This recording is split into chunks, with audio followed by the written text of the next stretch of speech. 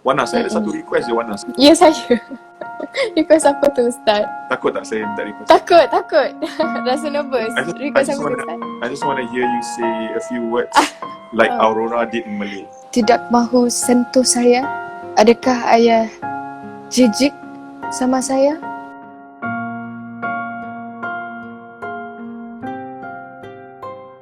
Hai, Assalamualaikum. Hi everyone.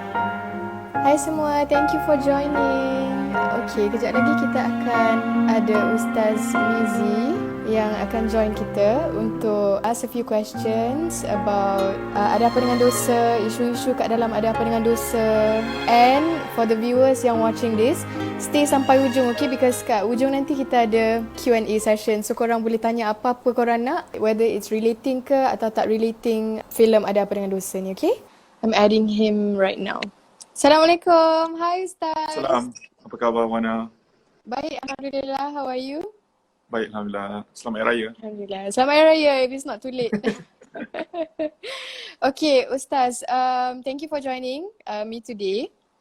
Wana nak tanya, what do you think of the film Ada Apa Dengan Dosa so far? Saya rasa movie ni banyak memberi pengajaran kan. I think it's not just a movie to entertain us, tapi it gives us an opportunity to also learn something. Betul. We feel that maybe setengah orang bila lihat movie ni mereka akan rasa macam saya pun menghadapi masalah yang serupa. Saya pun berada dalam keadaan seperti ini kan. Betul. Jadi antaranya Wana sebutkan adalah tentang kesilapan diri kita. Kita buat dosa. Sebab tu nama movie dia Ada Apa Dengan Dosa kan. Betul. So yeah, I mean to be honest Wana, in a lot of my programs that I conduct, semakin ramai orang yang berkata kepada saya atau bertanyakan soalan yang berkaitan dengan kesilapan yang mereka lakukan sendiri.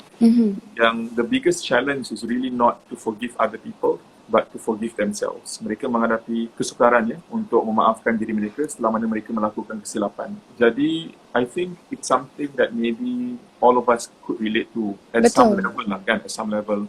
Mungkin sebagian daripada kita melakukan dosa yang begitu besar sekali. Mungkin ada sebagian dosa yang tidak begitu besar, tetapi ia tetap membuat diri kita ni rasa resah, rasa gelisah. Dan memang Nabi SAW pun dia menyifatkan dosa tu, the definition of sin is that it gives you restlessness, it gives you the feeling of uneasiness. Jadi bila kita rasa resah dan gelisah tu sebenarnya itulah dosa. Dan mungkin ia boleh jadi satu perkara yang baik kan. Bermaksud apa? Kita ini bila kita melakukan kesilapan, kita rasa tak sedap, ia akan membuat kita untuk beristighfar, untuk kita meminta pengampunan daripada Allah. Itu satu perkara yang baik. Tetapi ada juga setengah orang bila mereka melakukan kesilapan, mereka ini they are very hard on themselves dan mereka ni susah nak maafkan diri mereka sendiri. Jadi itu masalah mereka. Mereka tak boleh maafkan diri mereka sendiri kerana mungkin Wana, mereka ini bila mereka melihat atau mendengar kisah orang lain melakukan dosa yang seperti mereka lakukan itu, mereka sangat critical. They are so critical of other people's sins and mistakes. Mereka suka menghukum orang lain. They like to judge other people. Jadi seperti mana mereka mudah menghukum orang lain, mereka bila melakukan kesilapan yang serupa, mereka juga menghukum diri mereka dengan begitu cepat sekali, dengan begitu keras sekali, sehingga mana mereka tidak mampu untuk memaafkan diri mereka sendiri. Itulah Ustaz, that's why macam mana, how is the way, the right way untuk kita betul-betul ikhlas untuk memaafkan diri kita tu, and then finding, actually when we buat kesilapan, mestilah we take that as a lesson, right? Kita belajar from our mistakes, right? But how to fully macam betul-betul ikhlas nak maafkan diri kita tu, macam mana cara dia once we have done something yang macam unbelievable, what is the proper way? Para ulama mereka telah membincangkan bab ni. Mereka mengatakan antara syarat untuk kita mendapatkan kemaafan daripada Allah pertama sekali adalah untuk kita ada perasaan kesal. So we regret the things that we did. To have regret and remorse in our hearts tu satu perkara yang baik. Ia akan membantu kita untuk mencapai keikhlasan dalam bertaubat, keikhlasan dalam merubah diri kita dan kehidupan kita. But it's hard for some people. Kerana sebagian orang ni bila mereka rasa kesal, mereka bukan lebih dekat terhadap kemaafan untuk diri mereka sendiri, tapi mereka sebenarnya semakin keras terhadap diri mereka sendiri. They're so hard on themselves, and I guess this all boils down to our mindset juga kan. Betul. Bagaimana kita melihat kesilapan, bagaimana kita melihat dosa. Ada dosa tu yang bila kita lakukan, dia menghantui kita. It just follows us everywhere. 10 years later, we're still thinking about it. Jadi orang-orang yang seperti ini saya rasa mungkin mereka memerlukan bantuan, mereka memerlukan guidance, mereka memerlukan seorang guru, seorang ustaz, ustazah yang boleh mengingatkan mereka satu perkara, iaitu kasih sayang Allah Subhanahu Wa Taala. Dalam keadaan seperti itu biasanya mereka tak lihat kasih sayang Allah, mereka cuma melihat kemurkaan Allah. Tetapi Betul, sebenarnya betul. kasih sayang Allah itu jauh lebih luas daripada kemurkaannya.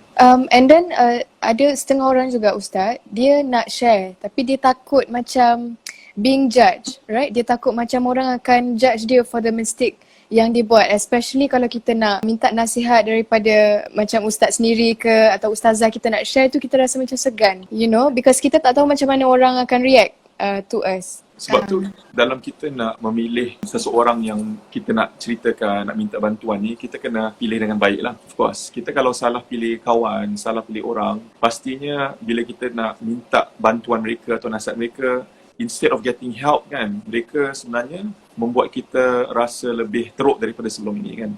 Lagi bersalah. Betul, betul. Yeah, we hate ourselves even more because dia That's akan kata, true. kau dah buat macam gitu, mana ya, Tuhan nak pandang, orang pun tak pandang kau kan.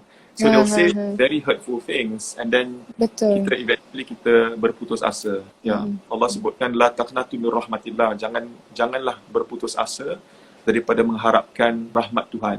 Rahmat Tuhan. Jadi that's very important. That is also, semua soalan-soalan ni pun saya simpan untuk diri saya juga Ustaz. So thank you for that. There's a few other questions that I want to ask you. Sure. What do you think macam filem Ada Apa Dengan Dosa ni kan, selalu tak banyak in the film making industry orang nak buat filem macam Ada Apa Dengan Dosa ni yang penuh dengan isi, penuh dengan pengajaran. What do you think Ustaz? Patut ke industri Malaysia dan especially kebanyakan Melayu kan in our country and Muslims patut adakan banyak lagi filem seperti Ada Apa Dengan Dosa ni? What do you think? I think yes, for sure. Sebab kita semua sebagai manusia memang kita perlukan sedikit hiburan dalam kehidupan kita. Tetapi saya rasa hiburan tu tidak selalunya perlu hiburan semata-mata. Betul. Tanpa sebarang nilai ataupun prinsip yang kita dapat pelajari daripada hiburan tersebut. Hiburan tersebut. Apa yang saya suka sangat, mungkin siapa who's the producer and the director of the movie, this one? Producer adalah Dato' Ayu Putih dan director adalah Puan Rahila Ali. I think they did a tremendous job sebab saya rasa the points kan yang dimasukkan dalam movie ni bukanlah isu-isu remeh tau. Jadi isu dia quite taboo, quite serious to a certain extent, tetapi dapat disampaikan dalam cara yang begitu efektif sekali. And of course it helps lah when you have great actors to also play out the roles. Tetapi saya memang sangat-sangat menganjurkan lah kalau boleh kita adakan lebih movie seperti ini, insyaAllah. InsyaAllah. Do you think kita patut buat Ada Apa Dengan Dosa 2? Yes, tapi dengan syarat saya juga antara pelakonnya lah. For sure Ustaz, for sure. We will make that happen. Okay Ustaz, I also have another question sebab banyak tweets dan banyak feedback yang kita dapat, banyak orang tak tahu rupanya yang actually masa saya berlakon cerita ni sebagai Watak Aurora, saya pun tak tahu dan saya tahu masa saya shoot tu yang bapa kandung tak boleh bersentuhan dan bukan mahram dengan anak tidak sah taraf tu. Yeah. Walaupun you know they are related but dia orang bukan mahram. Why is that? And how come dalam our basic pendidikan Islam kita tak belajar benda tu? Because I only knew bila I acted in this Ada Apa Dengan Dosa. How come? Ya, memang ini satu hukum yang mungkin tidak tersebar luas. Sebabnya apa tau? Sebab memang orang-orang yang menghadapi masalah seperti ini, mereka mendapat anak yang tidak sah taraf ni, biasanya mereka menyembunyikannya. Of course, who wants to show off to the world and tell the world, ni anak aku yang anak luar nikah contohnya. Everybody wants to hide it. Jadi bila perkara ini biasanya dirahsiakan atas sebab-sebab yang munasabah, apa yang berlaku adalah bila mereka bertanyakan soalan ini secara khusus kepada seorang yang alim, seorang guru agama, of course jawapan yang diberikan adalah khusus untuk mereka sahaja yang sedang menghadapi masalah itu. Jadi ilmu seperti ini jarang tersebar luas ataupun mungkin jarang dibincangkan dalam program-program keagamaan. Jadi saya sangat gembira lah, sangat bersyukur yang this movie was able to articulate, Highlight. yeah, highlight the problem so And well to the point where kita dapat memahaminya dan menerimanya, and hopefully it just trigger something yang akan membuat orang akan lebih tertanya-tanya, akhirnya mereka mencari seorang guru yang boleh mereka tanyakan atau buku yang boleh mereka baca to learn more. And I like shows and movies like that sebab it makes us think. betul, it makes us think, and also dia bukan kosong. When we watch the movie, kita dapat belajar something new from it. And I have received so many DMs and tweets yang from the feedbacks yang cakap macam, Masya Allah, this film ada banyak pengajaran, banyak benda yang diorang tak tahu. After watching this film baru diorang tahu.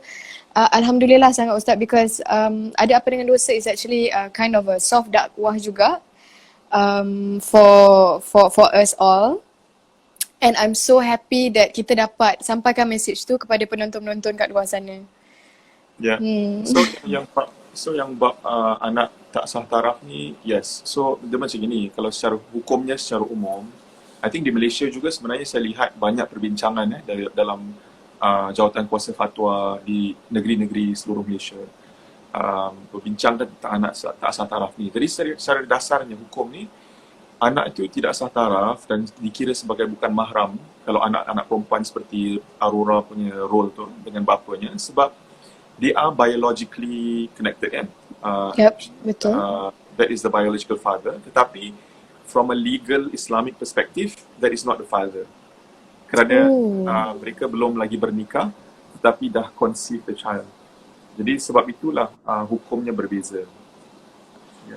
Tetapi berbeza dengan ibu walaupun tidak bernikah, berbeza dengan ibu, right?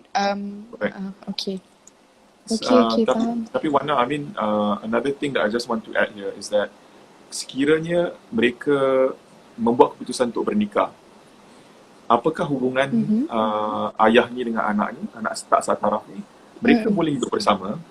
Para ulama telah membincangkan, ada a few fatwas yang telah membincangkan, dan mereka mengatakan beberapa kelonggaran itu dibolehkan. Contohnya basic aurat lah. Macam contohnya takkan setiap hari di rumah perlu pakai tudung and cover the head, for example, and cover up some parts are like not too private, for example, and these things memang telah dibincangkan. We can read up more about it. Tetapi macam hukum-hukum lain, kebanyakan ulama masih mengatakan yang berdasarkan beberapa mazhab, bersentuhan tu batal tak batal, ya, macam itu. Nikah tak boleh jadi wali kan, jadi kena ada wali hakim yang mendaftarkan.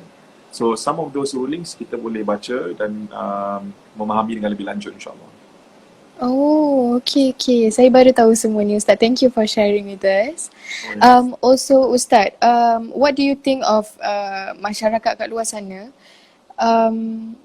Seperti Aurora, dia tidak tahu yang dia anak angkat, dan mostly in Malaysia, once you know that somebody is anak tidak sah taraf, automatically diorang akan be judgemental, which I rasa kat situ tak patut sebenarnya, because the one to blame is the parents, of course.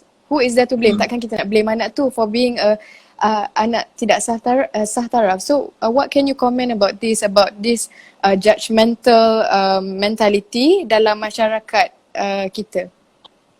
Saya rasa it's really unfortunate bila kita ini dihukum atas dosa yang dilakukan oleh kedua ibu bapa kita. It wasn't even our fault. We didn't ask to be born this way. We didn't ask to be born immediately from an imperfect, broken family, so to speak.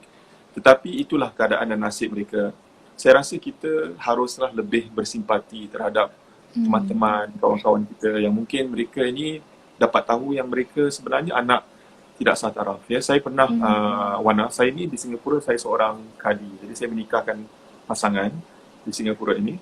Saya pernah juga mendapat kes di mana satu hari sebelum nikah tu, baru perempuan tu tahu yang bapa dia bukan bapa sebenar. Kerana bila nak nikah tu, kenapa bapa saya tak nikahkan sendiri? Jadi dia tanya, bila eventually saya tanya mak pengantin tu, mak dia cakap, Ustaz, sebenarnya anak saya tak tahu sampai sekarang. Sampai sekarang tak tahu juga.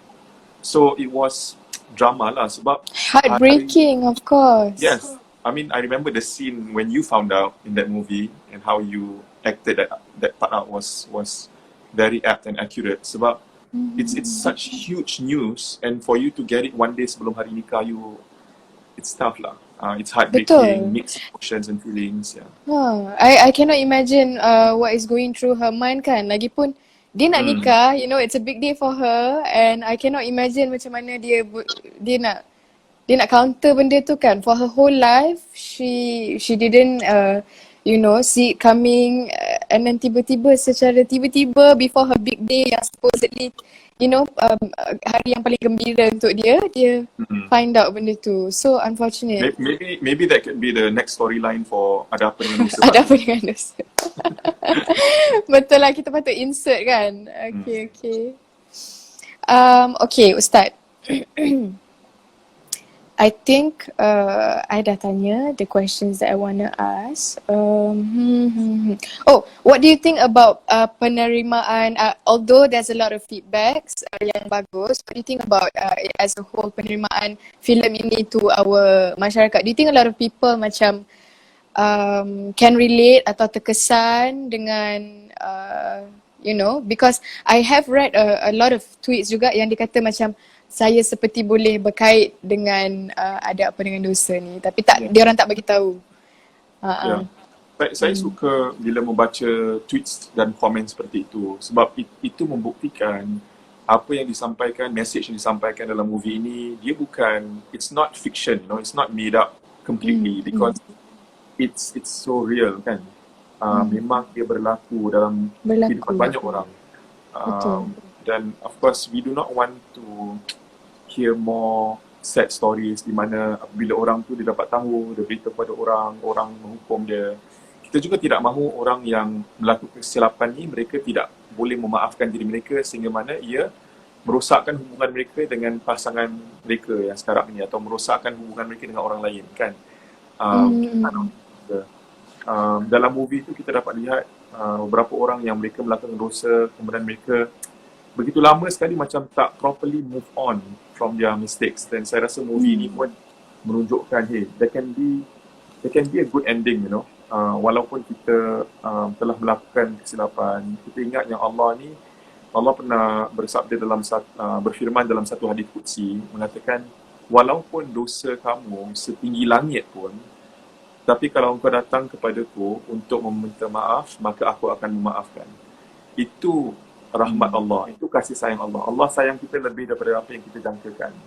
Allah lebih bersedia untuk memaafkan kita daripada kita rasakan kan. Sometimes we feel like I'm undeserving to be forgiven. Tapi Allah sebenarnya He's just waiting to forgive mereka-mereka yang dah bersedia untuk nak meminta maaf, nak bertaubat dan sebagainya, nak beristighfar. Jadi kita kena maintain a positive mindset, assume well of Allah. Allah juga sebutkan ana inda zanni abdi bi, I am as how my servants think of me.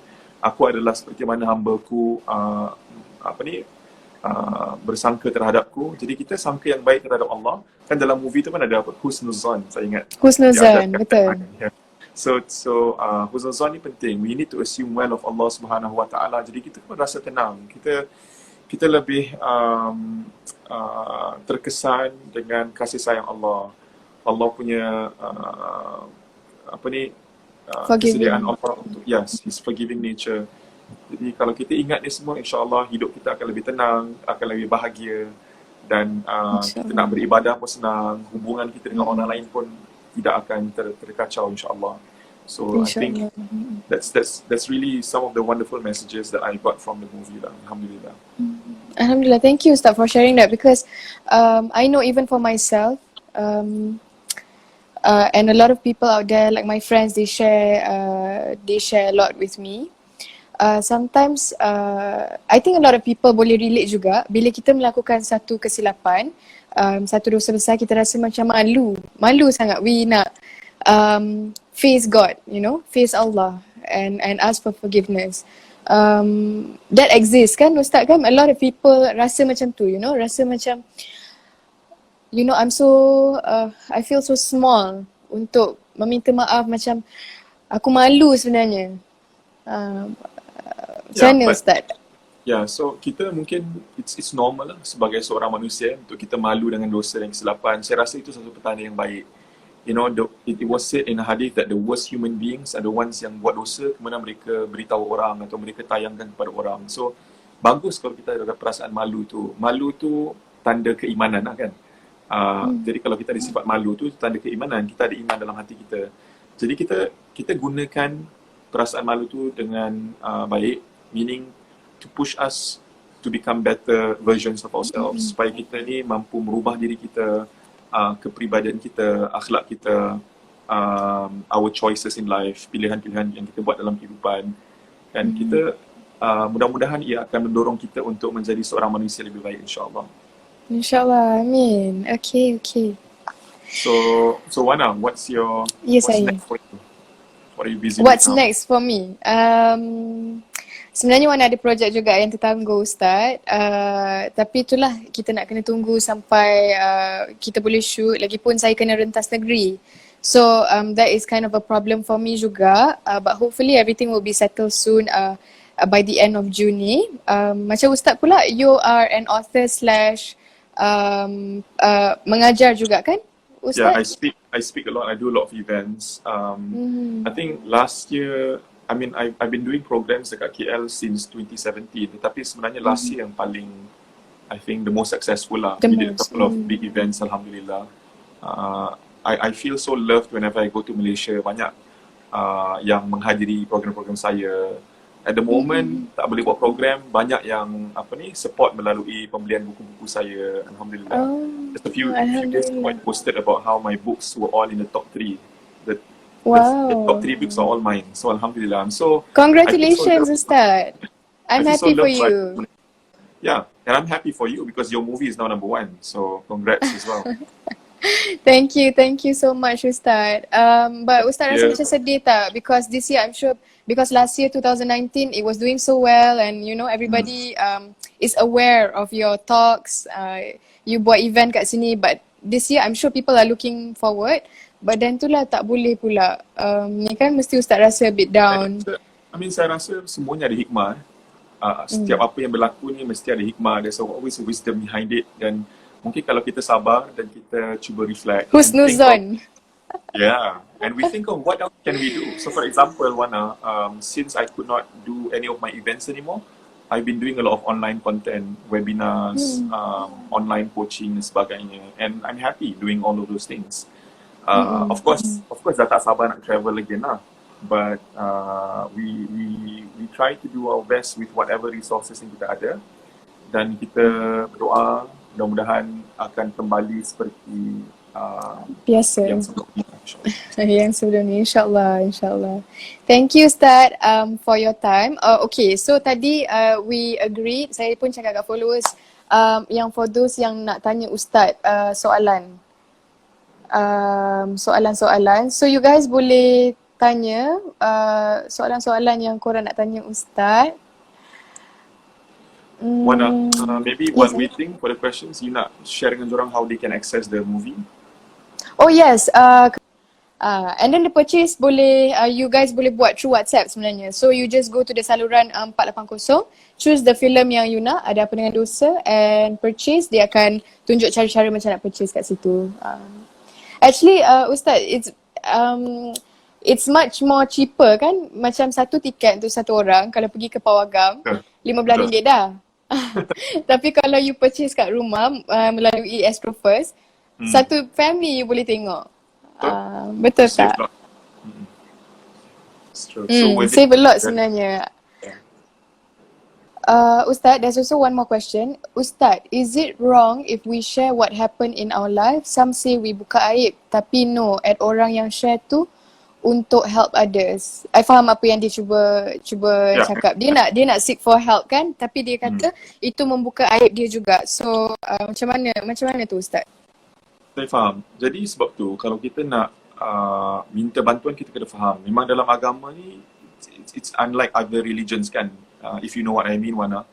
Agama lain ni bila diorang confess je tu kira dah dimaafkan dosa mereka. Tetapi dalam agama Islam tu kita sebenarnya tak digalakkan untuk menceritakan dosa-dosa kita kepada orang lain. Itu membuka aib diri kita sendiri, sedangkan Allah dah tutup aib kita. But I know some people kan, they are struggling, some of them are even depressed kerana mereka simpan semua dosa-dosa ni yang menghantui mereka. Kalau mereka tak share, it actually can make things worse for them. Dan mereka pun dalam kebingungan, dia orang tak tahu nak buat apa, how can I get rid of this problem. Jadi bila mereka reach out to someone, mereka meminta bantuan from a professional, itu bukan membuka aib, tetapi sebenarnya mereka meminta bantuan. Dan meminta bantuan tu bukan satu perkara yang patut kita rasa malu. You know, there were cases of sahabat-sahabat Nabi yang mereka datang kepada Nabi, mereka mengatakan, ya Rasulullah, aku buat dosanya, nak buat apa kan? Because it bothered them so much. So they came to the Prophet SAW to ask. Jadi, mereka menceritakan dengan tujuan untuk mendapatkan bantuan, not for the sake of just sharing. Jadi itu dibolehkan. Yang penting niat kan Ustaz? Niat you sebenarnya nak cerita tu untuk apa? So, Assalamualaikum, saya a little curious about the way Aurora pronounced the syahadah during the scene you converted. Okay, sebagai orang Islam, mestilah saya tahu nak mengucapkan kalimah syahadah, betul tak Ustaz? Tapi because of in that film, saya ini pertama kali saya mengucapkan syahadah tu. Adakah benda ni macam boleh dikirakan buat main lah kau ni ucap syahadah macam tu? Tak, I think that's lakonan. Because if you literally set in, kalau kita betul-betul duduk di dalam majlis di mana orang yang tak pernah mendekati agama kita, tapi dia baru nak memeluk agama Islam, pastinya sebutan tak akan betul kan? So ini bukan permainan, tapi kita nak menunjukkan dalam situasi di mana seseorang itu memeluk agama Islam buat pertama kali, dia mengucap syahadah tu biasanya bunyi dia taklah sempurna. Jadi itulah reality yang kita nak sampaikan. Okay. Also there's one more question. Saya nak tanya, kalau anak tidak sah taraf, dinikahkan dan diwalikan oleh bapa kandungnya, adakah pernikahan itu sah sedangkan anak itu tidak tahu apa-apa? Maksudnya benda tu di hide it, but then bapa dia nak juga nikahkan dia. Macam mana tu Ustaz? Is the pernikahan sah? Soalan yang sangat baik sekali sebab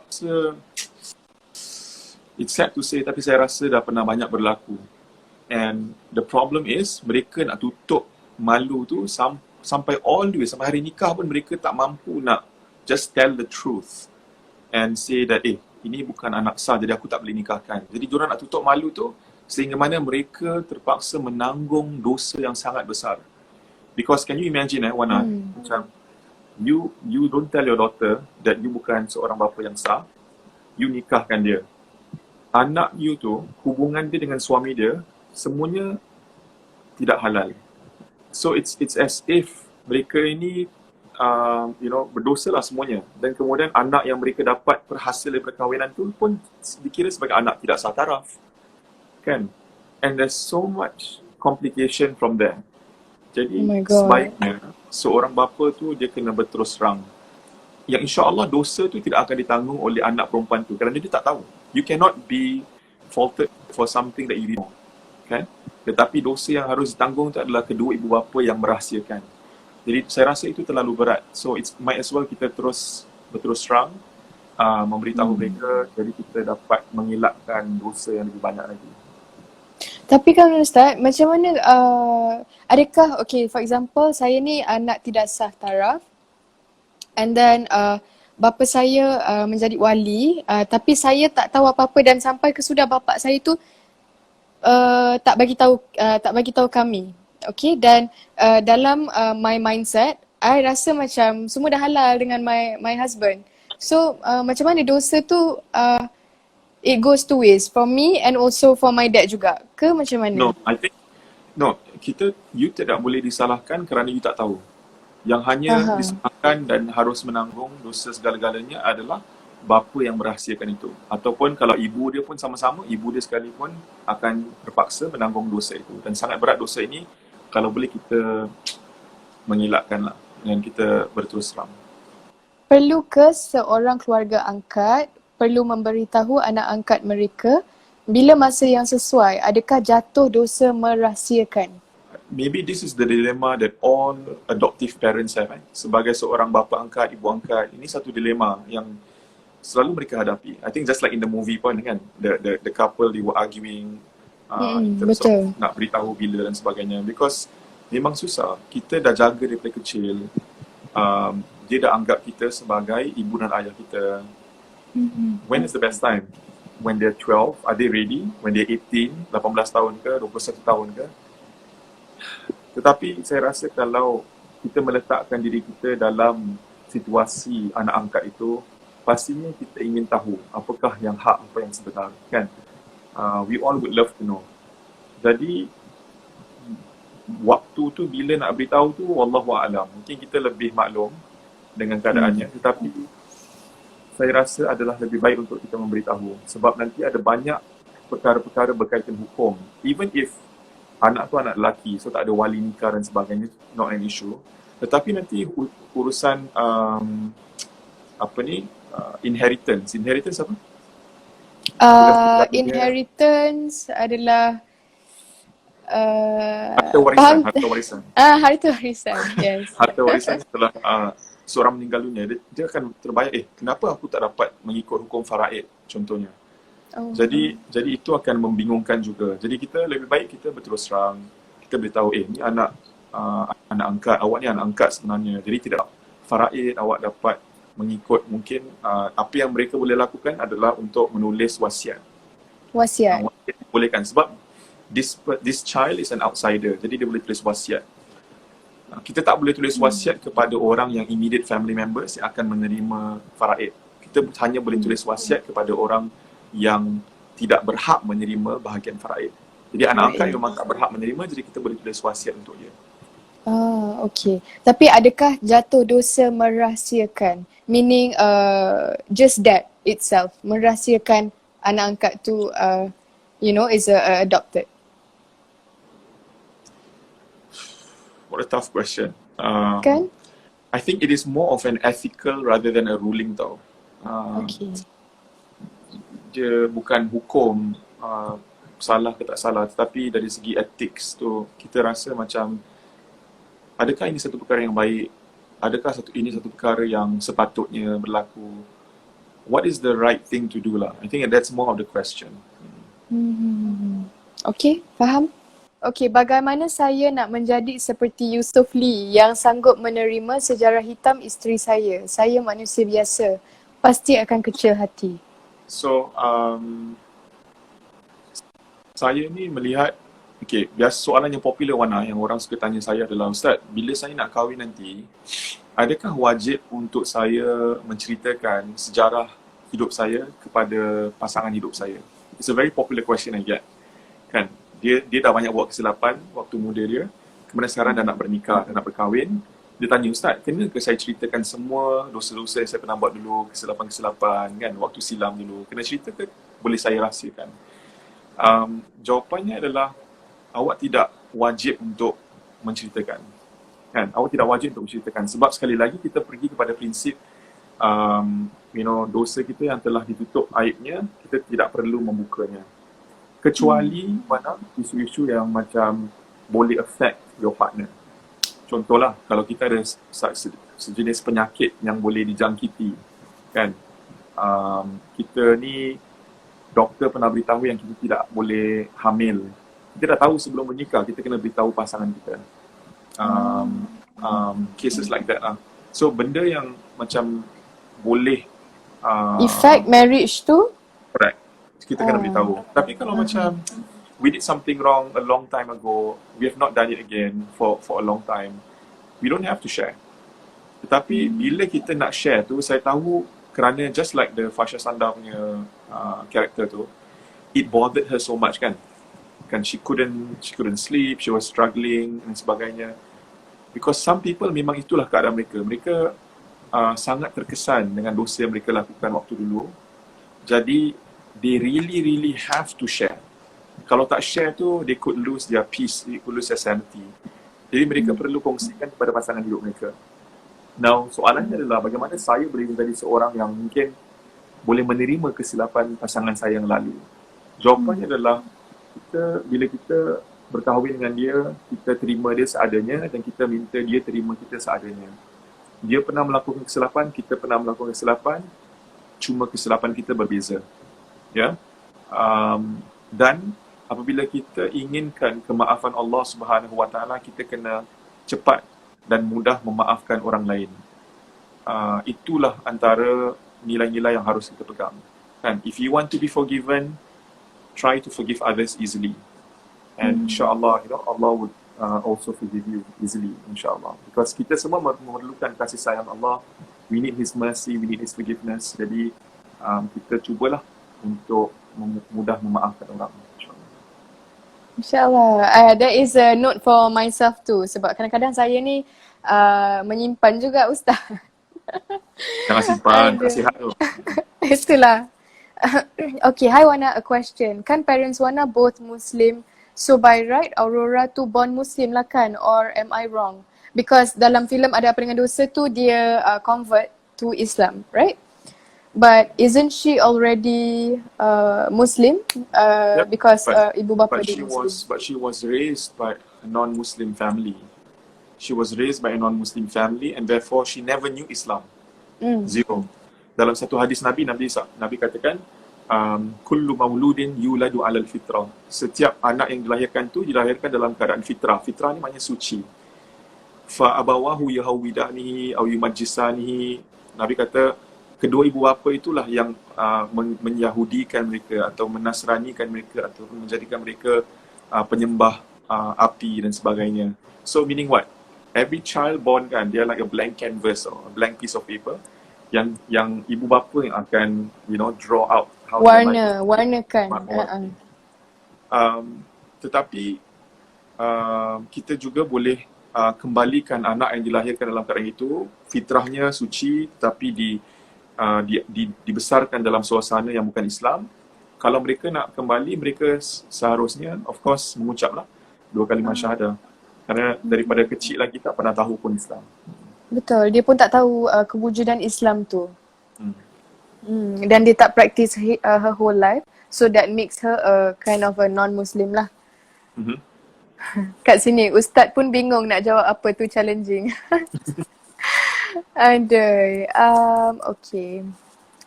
Soalan memang payah-payah. Ustaz rasa soalan semua payah-payah ke Ustaz? Saya suka, I mean it's very challenging. Saya tidak mengatakan saya boleh jawab semua soalan, tapi saya cuba selai upaya, insyaAllah. Okay, salam Ustaz dan Wana. If pasangan dan keluarga tahu yang pengantin perempuan is anak tak saf taraf, ada keluarga lain pun tahu tapi semua choose to berahsia, adakah keluarga yang tahu pun berdosa? Aduh, itu yang lagi berat tu. Kalau ramai orang yang tahu, semua diamkan, kita ni macam bersubahat lah kan dalam kes ni. Jadi tetapi saya rasa tanggungan yang paling besar adalah tetap kedua ibu bapa, because the consequence of, let's say, seorang saudara mara yang dia tahu, kalau dia nak ceritakan, dia nak sampaikan, dia boleh merosakkan hubungan keluarga tu secara keseluruhannya. What if the daughter doesn't want to speak to the family ever again, to the parents ever again? It can really destroy the whole family. Jadi sebenarnya yang paling berat tanggungjawab itu adalah terhadap kedua ibu bapanya tetap. Okay. Yang lain tu dia tempias dosa tersebut. Tempias, tapi kalau kita boleh pujuk, kita pujuklah. Pujuk ayah dan ibu tu untuk melakukan apa yang sepatutnya dilakukan. Sebab it's not keluarga-keluarga lain tu, it's not their place to tell. It's not their story to tell. Betul tak Ustaz? Yeah, but I think at the very least they can macam indirect menjalankan. Okay, faham. And adakah macam diorang terlepas daripada dosa tersebut because diorang dah menjalankan tanggungjawab diorang untuk at least talk to the parents like, correct. Hey, this is what you should do. That's correct. Yeah. Okay, nak tanya, kalau anak yang tak sah taraf nak bernikah, adakah dia masih perlukan izin ayah kandung dia? Out of respect, but not as the wali lah. Sebab kalau kita nak buat aplikasi pernikahan ni, tak tahu kalau di Malaysia, kalau di Singapura, kita kena declare siapa wali kita. Jadi kalau wali kita memang tidak sah, memang keizinan dia tidak diperlukan. Tetapi janganlah sampai kita dah tahu dia bukan bapa kita yang sah, kita main buat keputusan saja tanpa meminta izin, and this is done out of respect, secara hormat, bukan keizinan yang diperlukan oleh agama untuk kesahihan pernikahan itu, tetapi lebih kepada penghormatan yang kita berikan kepada seorang ayah yang telah membesarkan kita, mendidik kita, jadi kita buat out of respect, and I think that is very Islamic. Ia menunjukkan ciri-ciri keislaman kita, akhlak yang baik. Kita tidaklah sahaja je buat keputusan yang begitu besar sekali sampai tidak memberitahukan. Faham? Sebab mestilah kita mengguriskan hati dia juga, you know, for his whole life dia dah risk and all that. But just because of that, dia macam you know, tak pandang tanggungjawab seorang bapa yang dia dah jalankan selama dia hidup tu. Soalan semua best, banyak ilmu dapat malam ni, tak menyesal join live ni. One last thing I want to say. First of all, thank you Wana for hosting tonight's session. I enjoyed it. Terima kasih semua yang telah menonton, tanyakan soalan. Saya harap jawapan saya ni telah membantu anda sedikit sebanyak. Dan one more time, I just want to congratulate you on the success of the movie. I think more people are going to watch it, insyaAllah. Jangan lupa untuk tonton di Astro First, kan? Channel 480. Betul. Purchase it, tengok dengan family. I think it's a movie that you can watch with your family. Betul. And dapatkan pengajaran-pengajaran daripadanya lah. Wana, saya ada satu request je Wana, sebelum habis ni, boleh tak? Ya, saya. Request apa tu Ustaz? Takut tak? Takut tak saya minta request? Takut. Rasa nervous. Request apa tu Ustaz? I just want to hear you say a few words like Aurora did in Malay. Say Aurora a few words of Aurora ke? Do you still to speak like that? You want the emotional one ke? You want the just... Yeah, of course. I masih ingat lagi. Ayah sudah datang jauh tetapi tidak mahu sentuh saya. Adakah ayah jijik sama saya? Yeah, so that is a bit Indonesian cara Aurora cakap tu. Yeah, that's like almost the exact line. You masih hafal lagi. Thank you so much. I masih hafal. Ustaz, saya pun nak cakap thank you so much for joining my live and also layan semua-semua soalan kami dan juga share your opinion about this movie and writing an honest review as well untuk movie ni. And thank you so much for your time Ustaz. Thank you so much. My pleasure. Thank you so much. Okay, so kepada semua, so kepada semua jangan lupa filem Ada Apa Dengan Dosa di saluran 480 di Astro First program rumah anda. Okay, thank you Ustaz. Assalamualaikum. Selamat malam. Bye. Bye.